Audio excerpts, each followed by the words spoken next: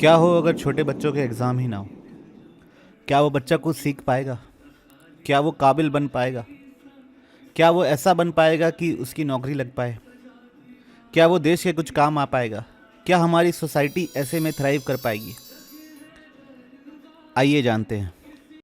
है हमको प्यार से इंडिया वाले छू लेते दिल के तार से इंडिया वाले हर जीत छीन ले हार से इंडिया वाले दुश्मन के छक्के छुड़ा दे हम इंडिया जो पर्दे पावे नी किन्ने आ पिछे लाए ते किन्ने चारे नी गिन गिन के दिल तोड़ती।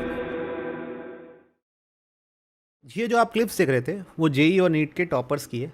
कोटा में हर साल जब भी जेई और नीट का रिजल्ट आता है तो ऐसे ही सेलिब्रेट किया जाता है।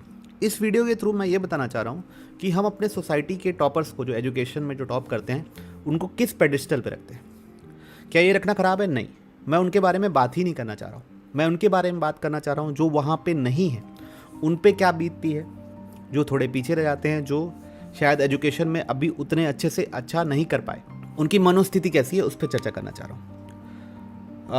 बात यह है कि कंपटीशन बुरा नहीं होता, कंपटीशन इज़ हेल्दी, लेकिन कंपटीशन कब से करना है वो उस पर हमको लाइन ड्रॉ करनी पड़ेगी। क्या हो रहा है कि जैसे आप ये नोटिस किए होंगे कि बच्चा एलकेजी जा रहा है, यूकेजी जा रहा है, फर्स्ट क्लास में एडमिशन लिया है, एकदम छोटा बच्चा, मतलब 4, 5, 6 साल का बच्चा, उसका भी यूनिट टेस्ट होता है, उसका भी हाफ ईयरली होता है, उनको भी नंबर दिया जाता है, उनका भी परसेंटेज आता है, फर्स्ट आए, सेकंड आए, थर्ड आए।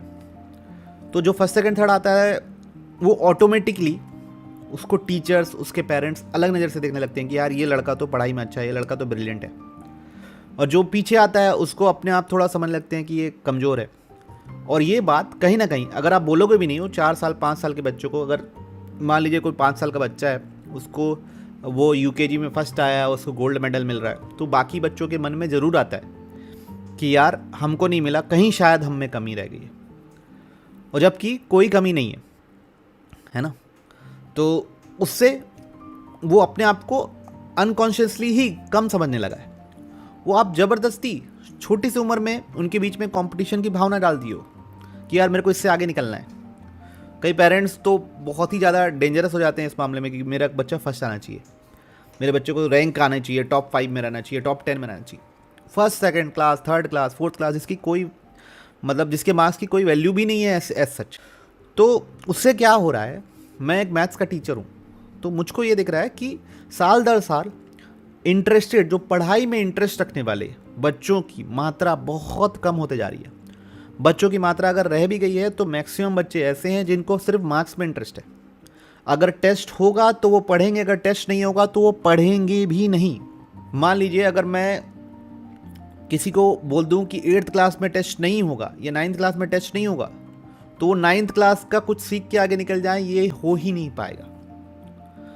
ये एक कंपटीशन का, इस एजुकेशन सिस्टम का हमारे बहुत बड़ा ड्रॉबैक है कि हम छोटे से ही बच्चों को मार्क्स के बेसिस पे जज करने लगते हैं। तो इसका सॉल्यूशन क्या है? सिर्फ रेंट करने के लिए तो ये वीडियो बन नहीं रही है। हम क्या कर रहे हैं इस वीडियो में, मैं एक ऐसे एजुकेशन सिस्टम का आपको एग्जाम्पल देना चाह रहा हूँ और कुछ बातें बताना चाह रहा हूँ जो दुनिया में बहुत आगे है। एक ऐसी कंट्री की बात करना चाह रहा हूँ जो हैप्पीएस्ट कंट्री है वर्ल्ड में। एक ऐसी कंट्री जहाँ पे वर्क लाइफ बैलेंस बड़े कमाल का है। एक ऐसी कंट्री जो इनोवेशन में बहुत आगे है, जो बहुत बड़ी बड़ी अच्छी अच्छी वर्ल्ड लेवल की कंपनीज खड़ी करती है, जहाँ पे एंटरप्रेन्योर कल्चर बहुत अच्छा है, जहाँ की सोसाइटी में ज़बरदस्त बैलेंस है, जहाँ के बच्चों में कोई स्ट्रेस नहीं। तो उस कंट्री की बात है कर रहे हैं। तो आज हम लोग कंपेयर कर रहे हैं education system of India versus Denmark. हर बच्चा बचपन से ही क्यूरियस होता है, लेकिन कहीं ना कहीं ये मार्क्स, नंबर, एग्ज़ाम के चलते उसकी क्यूरियसिटी मर जाती है। जैसे आप ये देखिए, अगर बच्चे को साइकिल चलाना सीखना है ना, उसमें आपने कोई मार्क्स नहीं रखा है, कोई मतलब कोई मापदंड नहीं रखा है, आपका बच्चा आराम से साइकिल चलाना सीख जाएगा। उस पर आपने कोई कंपटीशन की भावना नहीं डाली है, उसमें कोई सक्सेस या फेलियर का टैग नहीं लगाया है। आप उसको स्विमिंग सीखने ले जाइए, 15-20 दिन में ही सीख के बाहर निकल जाएगा। लेकिन आपने कई बार नोटिस किया होगा कि आप बच्चे को मैथ्स या साइंस या फिजिक्स की क्लास लेके जाएंगे, वो इंटरेस्ट लेके नहीं पढ़ेगा। ऐसा होता है। क्यों होता है? क्योंकि उसके साथ मार्क्स, सक्सेस, फेलियर का टैग इंक्लूडेड। हम वन बाय वन इंडिया और डेनमार्क के एजुकेशन सिस्टम को पॉइंट बाय पॉइंट कंपेयर करेंगे।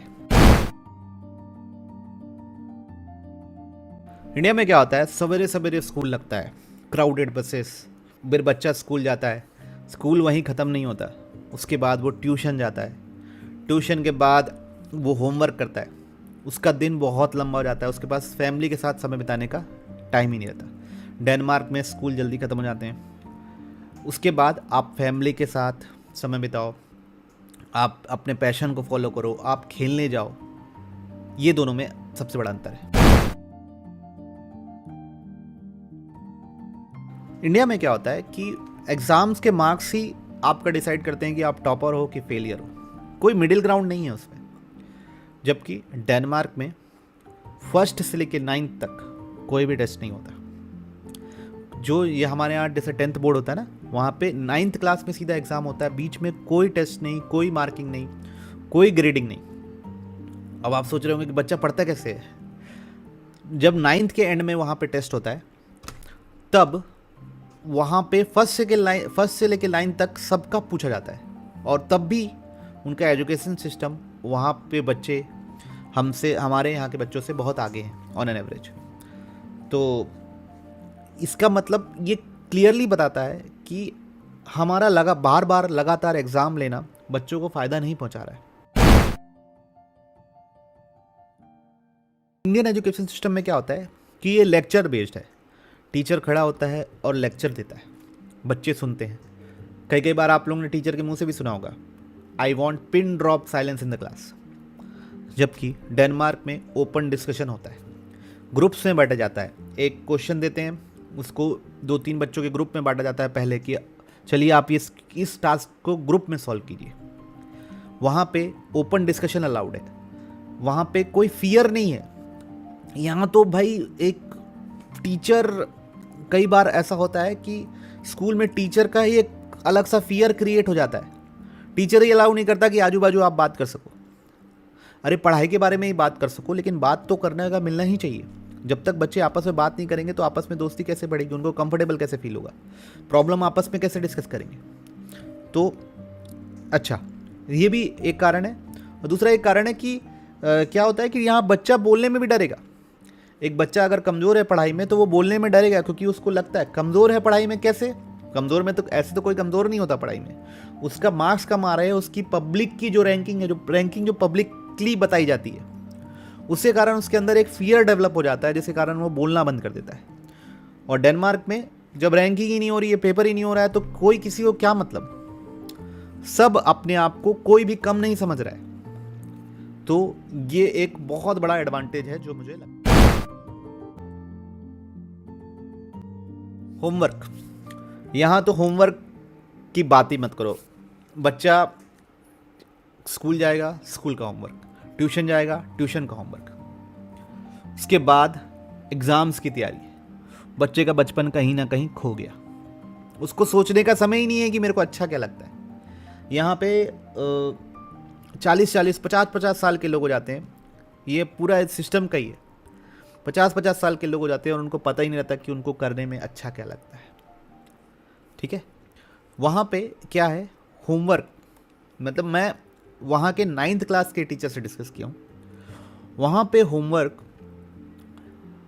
सप्ताह में एक बार दे सकते हैं, वो भी 15 से 20 क्वेश्चन 1 वीक में आपको कंप्लीट करके डिपॉजिट करना है, वो भी 9th क्लास में। छोटे क्लास में तो होमवर्क नहीं दे सकते। अगर बच्चे को स्ट्रेस हुआ तो वहाँ पे टीचर की नौकरी जा सकती है। तो बच्चों को स्ट्रेस ना हो, वो हैप्पी रहे, वो प्राइमरी गोल रहता है। और बात भी सच है, अगर कोई बच्चा हैप्पी है, अगर आप ही कंफर्टेबल फील कर रहे हो, हैप्पी फील कर रहे हो, अपने आप में कॉन्फिडेंट फील कर रहे हो, तो आप वंडर्स कर सकते हो यार। किसी में क्यों कमी रहेगी, किसी भी चीज़ में। आईक्यू लेवल डिफरेंट होता है, मैं मान रहा हूँ, लेकिन इतना भी डिफरेंट नहीं होता जिस हिसाब से परफॉर्मेंस डिफरेंस आ रहा है लोग बच्चों में, और ये साल दर साल बढ़ते जा रहा है। हमारे पेरेंट्स के ज़माने में अलग था, उनके पेरेंट्स के ज़माने में और अलग था, और आज के ज़माने में और ज़्यादा है। पढ़ाई को लेके डिस्क्रिमिनेशन इंडियन सोसाइटी में बहुत ज़्यादा बढ़ते जा रहा है, उसके कारण बच्चा बहुत ज़्यादा इन्फीरियर फील कर रहा है। तो मैं बस ये कहना चाहता हूँ कि एजुकेशन ना बच्चों में फियर क्रिएट नहीं करना चाहिए, बच्चों को डर नहीं लगना चाहिए स्कूल जाने से, बच्चों को मज़ा आना चाहिए। वो एक प्लेस होनी चाहिए, एक हैप्पी प्लेग्राउंड होना चाहिए, एक सेफ जगह होनी चाहिए जहाँ बच्चे के जाने का मन करे। भले ही उसको अच्छा ना लगे पढ़ाई, मतलब अगर उसका मान लो मैथ्स में इंटरेस्ट नहीं है, कोई बात नहीं, आज नहीं है कल हो सकता है, कल भी नहीं हुआ तो भी कोई इशू नहीं है यार, लेकिन वो एक ऐसी पोजीशन प्लेस नहीं हो सकती जो बच्चों में फियर क्रिएट करे। अगर आप होमवर्क करके नहीं आए तो आपको पनिशमेंट मिलेगी, अगर आपने मार्क्स कम लाए तो आपको सोसाइटी ताना मारेगी। वैसी जगह नहीं होनी चाहिए, एक कंपटीशन ग्राउंड नहीं होना चाहिए कि एक बच्चा ये तेरे से ज़्यादा नंबर कैसे ले आया, कि हर आदमी दूसरे से आगे निकलना चाहता है। याद देना, नोटिस करना, हर आदमी दूसरे से आगे निकलना चाहता है, हर फील्ड में है। आप नौकरी में देख लीजिए, मुझको ज़्यादा पैसे की नौकरी चाहिए, काम ज़्यादा अच्छा हो वो ज़रूरी नहीं है, मुझको पैसे ज़्यादा चाहिए, मुझको सोसाइटी में इज्जत ज़्यादा चाहिए। आप ये देखिए बहुत सारे लोग फॉरेन शिफ्ट होते हैं, क्यों शिफ्ट होते हैं? अच्छी लाइफ की तलाश में। क्यों अच्छी लाइफ? क्या, किस रेस्पेक्ट में अच्छी लाइफ? मेरे बाजू वाले से मेरी लाइफ अच्छी होनी चाहिए, वहाँ पे भी एक कंपटीशन है। तो हमारा सिस्टम हमको लाइफ लॉन्ग compete करने के लिए ही सिखाता है। उनका सिस्टम लाइफ लॉन्ग, उनको प्रोजेक्ट मिलता है ग्रुप सॉल्व करने के, छोटे से ग्रुप में उन लोग काम करते हैं, हर दिन ग्रुप में काम करते हैं। उनका सिस्टम उनको कोलैबोरेशन सिखाता है और हमारा सिस्टम कंपटीशन सिखाता है। इसलिए वहाँ पे बड़ी बड़ी कंपनीज डेवलप होती हैं, अच्छा इनोवेशन हो रहा है। वो लोग एक छोटी सी कंट्री होके भी इतना आगे बढ़ रहे हैं क्योंकि वहाँ पे साथ में काम करना सिखाया जा रहा है, और हमारे यहाँ वो सिखाया नहीं जा रहा है। हमारे यहाँ कंपटीशन ओवर कोलैबोरेशन है, वहाँ पे कोलैबोरेशन या कॉपरेशन ओवर कंपटीशन है।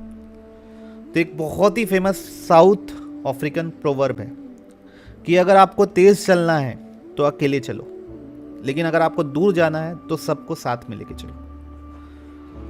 तो मैं बस इस वीडियो के चलते एक डिस्कशन का मुद्दा लेके आना चाहता हूँ। मैं चाहता हूँ कि हमारी सोसाइटी आगे बढ़े, हम ये डिस्कस करें कि हमको किस डायरेक्शन में हमारी आने वाली पीढ़ी को लेके जाना है। क्या आप कोलैबोरेशन करके उनको हैप्पी रख के उनको आगे बढ़ा सकते हैं, या कंपटीशन की भावना रख के उनको आगे बढ़ा सकते हैं? देखिए, अगर थोड़े से भी आप ये थोड़ा सा भी माइंड ओपन रखेंगे तो एक चीज़ नोटिस की होगी कि सक्सेसफुल कोई भी हो सकता है ना। सक्सेस का एक डेफिनेशन नहीं होता, डॉक्टर या इंजीनियर ही सक्सेसफुल नहीं होते, या बिजनेसमैन ही सक्सेसफुल नहीं होते। सक्सेस की डेफिनेशन को हमको एज ए सोसाइटी चेंज करना पड़ेगा, ठीक है? तो आशा करता हूँ आपको वीडियो अच्छा लगा हो।